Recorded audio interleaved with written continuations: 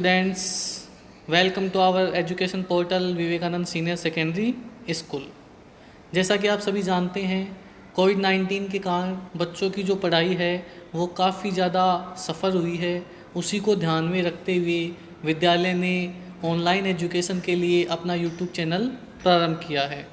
तो आज इसी संदर्भ में हम अपने जो क्लास 10th है उसका पोइट्री सेक्शन शुरू करेंगे। और आज जो हमारी फर्स्ट पोइम है जिसका नाम है रिस्क। रिस्क जो पोइम है इसके राइटर है जेनिफ रैंड। रिस्क जो पोइम है वो बड़ी ही मोटिवेशनल पोइम है। ये आज के समय में हमें काफ़ी ज़्यादा प्रेरणा देती है, क्योंकि आज का जो मनुष्य है वो रिस्क नहीं लेना चाहता है। एक फ़िक्स रूटीन जो लाइफ है उसी को जीना चाहता है।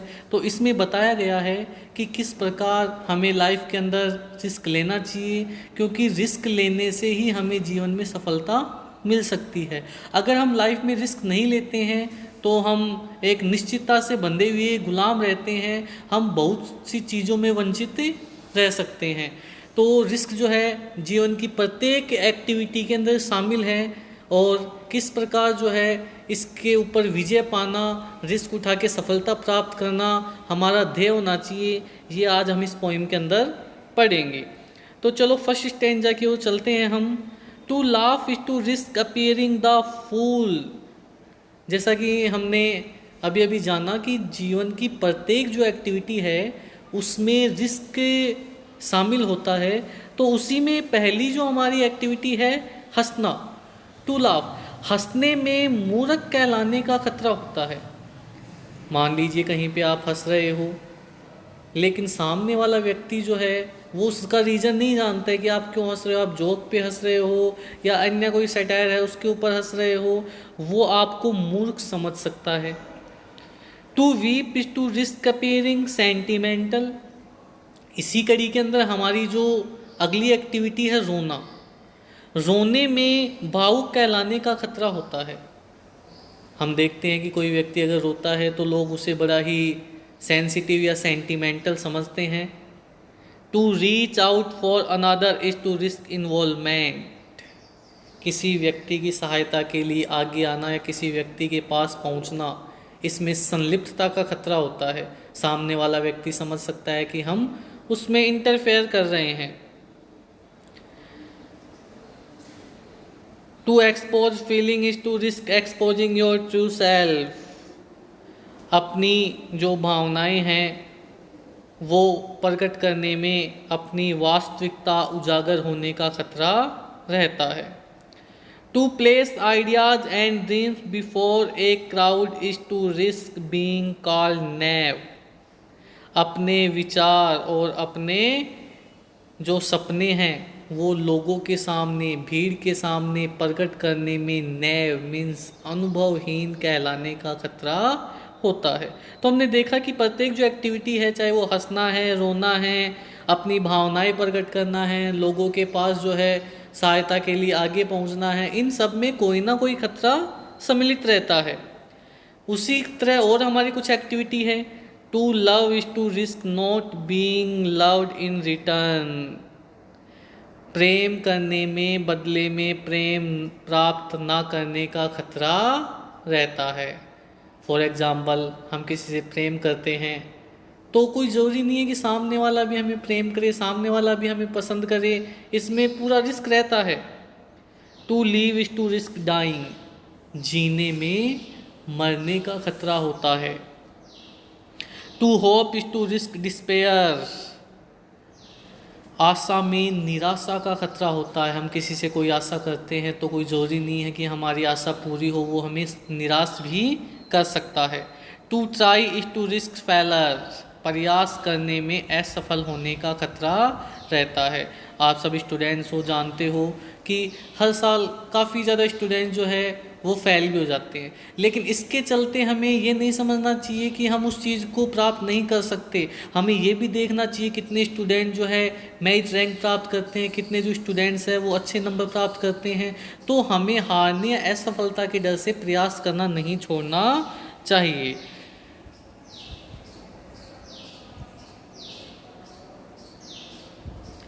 But risk must be taken.